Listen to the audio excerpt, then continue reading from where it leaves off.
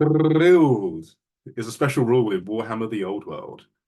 Unless it is fleeing, a drilled unit may perform a free redress the ranks maneuver immediately before moving.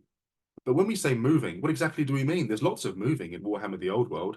There's charging, there's marching, there's maneuvering, there's reforming, falling back, giving ground.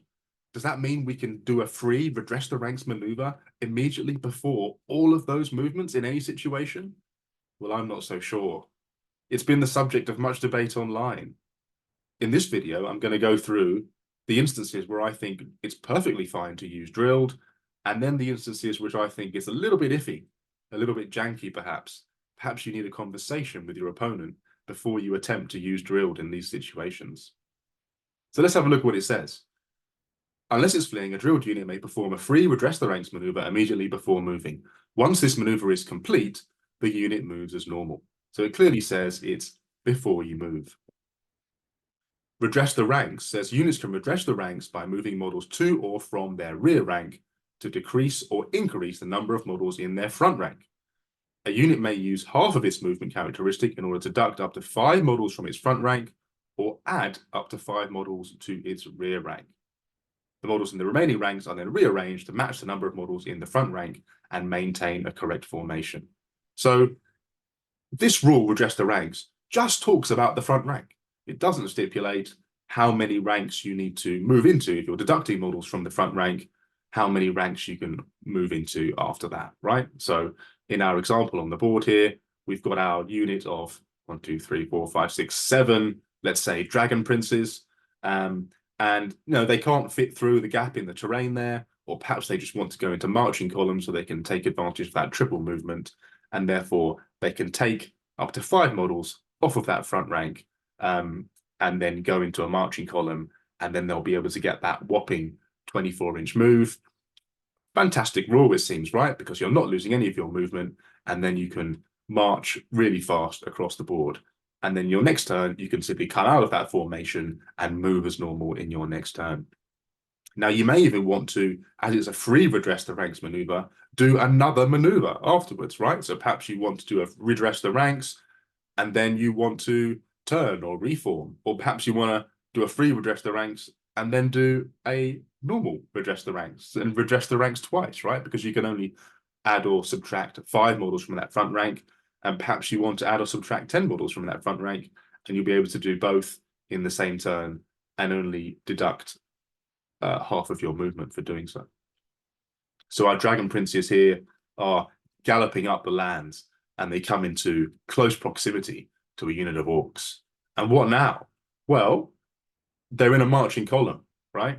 And the problem is with the marching column is that the marching column can't charge. And it's interesting this because it doesn't specifically say that drilled is for coming out of a marching column and charging in the same turn. But the rules, I think, seem to suggest that.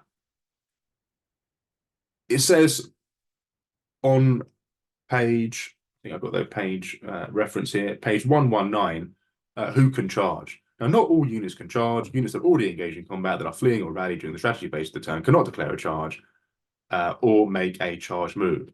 And then it says quite specifically about marching columns. Units that are in a marching column can declare a charge, but cannot make a charge move. Now, that seems a bit strange, right? What's the point of declaring a charge if you can't make a charge move? And I think this is the biggest clue in the rulebook, that they're making a big differentiation here between declaring the charge and making the charge move, specifically with marching columns. So I think it's acceptable to come out of your marching column before you make that charge move, right? Because your redress the ranks maneuver rules say immediately before moving, you declare the charge within the marching column, which you clearly can do. You can then redress the ranks and make that charge move, right? So our dragon princes might want to come into a more fighting friendly formation, and then they can charge that unit of orcs. And so far, I don't think there's anything very sort of controversial about that. You're going to use your redress the ranks for moving up the board, going into and out of a marching formation to get around terrain. And this really makes your units very maneuverable. And to me, it seems like a really valuable rule. I think it's worth paying the points for. Okay, so now let's look at this situation. Here we've got our unit of knights again, but now they're up against a pretty beefy unit of orcs here who really want some. Perhaps they're thinking, oh, you know what? We don't really want to fight this unit. And to make matters worse, we've got a unit of sneaky goblins that's coming in their flank and out of their charge arc. And what are they going to do about that? Well, is it acceptable then to use the drilled rule to actually declare a charge against one unit and then not make that charge by reforming formation so that you can't make that charge? Now, in what instances might you want to do that? Well, let's take this one here. Let's say the knights don't want any part with those orcs. They actually want to avoid that charge. Perhaps they want to take care of those goblins first. They can't charge those goblins, but there is no stipulation within the redress the ranks maneuver as to what side you have to put those models on. You can choose. You just move another 5 models into the front rank. The only restriction really is that models can't move more than double their movement in any movement phase, right? So if you're doing a maneuver, then these knights are going to be movement 8 anyway, right? So they can move 16 inches. So they've got plenty of movement. So they might just want to put all the models on the left-hand side there. Okay. And now what's going to happen? Well, they've declared a charge against those orcs, but now they can't actually wheel past those goblins to make the charge. So perhaps this is where the rules on accidental contact during a charge kick in. Now, this is, I think, a little bit iffy because is it really accidental? You kind of meant to do it. I suppose you could argue that the knights and the person controlling the knights, yourself, you're just the general, you're not the same person. So perhaps you've made a maneuver and you've cocked up, right? Maybe you genuinely thought you could wheel past those goblins and actually you can't. But really, what's happening here? We don't want to charge those orcs and then have the prospect of those goblins charging us in the flank. So what we've done here is we've made it possible for us to redirect our charge that we couldn't initially do. This rule here on accidental contact during a charge says if a charging unit may find its path unexpectedly blocked by another enemy unit. Now, it's not really unexpectedly to you, but you might want to play it as if it is that way if your opponent is none the wiser. Usually one that has fled from another charge, or in this instance, you've changed formation, so now it's just in front of you.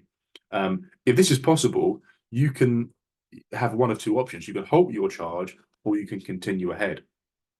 And the rules on continuing ahead, reading from that last bullet point there, says if a charging unit makes accidental contact with an enemy unit that is not fleeing, simply treat the charging unit as having redirected its charge into that unit. So perhaps those dragon princes can just finish off those goblins and then turn to face those orcs, and perhaps they'll have some support from some of their elven buddies by the time that comes around. The other example, of course, is giving ground. There's falling back in good order, but you get an automatic reform with the fall back in good order move anyway. But perhaps the knights are already in combat with the orcs, and they lose combat, or at least they should do. And then they pass their leadership, their modified leadership role, and they simply give ground. Now it says here, a unit that gives ground does so reluctantly, maintaining its formation, while attempting to put a bit of much needed distance between itself and the enemy. But it says it moves maintaining its formation. But then again, the redress the ranks maneuver does actually say before you move. Now, is this within the spirit of the game? Again, I'm not so sure. You're giving ground. As someone who plays 8th edition, I don't think it's that controversial to do a reform while you're in combat, because of course in 8th edition you had combat reforms. They don't exist in Warhammer the Old World, at least not as I can tell. So what do you think? Is it acceptable to do a redress the ranks immediately before you give ground, and then for the next round of combat you're in a different formation? See, there's a few different instances there. The other one, which I haven't mentioned, of course, is that if you've got a unit that is frenzied or impetuous and they're also drilled, say you've got your chosen Chaos Knights with the Mark of Khorne, for example, would it be acceptable to declare a charge, which you have to, being frenzied, and then use drilled to either move into a marching column to make it impossible to make that charge, or to move wider so that there's terrain in the way, which will make it impossible to make that charge. And therefore, you're declaring a charge and then using your drilled to stop yourself from making that charge. Again, I think these last few examples here are a little bit iffy. Is it really within the character of frenzied Knights of Khorne to sort of have this bloodlust for the charge and then have the champion bark an order and say, no, we've practiced this a million times. Let's let's go into a marching column and go over there instead? I'm not so sure. But let me know what you think. Do you agree with me that initially it's possible to use drill to go in and out of marching column to charge on the same turn, but then when it comes to these other things like stopping yourself from charging something that you declared a charge against or using it before giving ground, what's your opinion? When do you think it's acceptable to use the drilled rule? Thanks, guys. See you on the next one.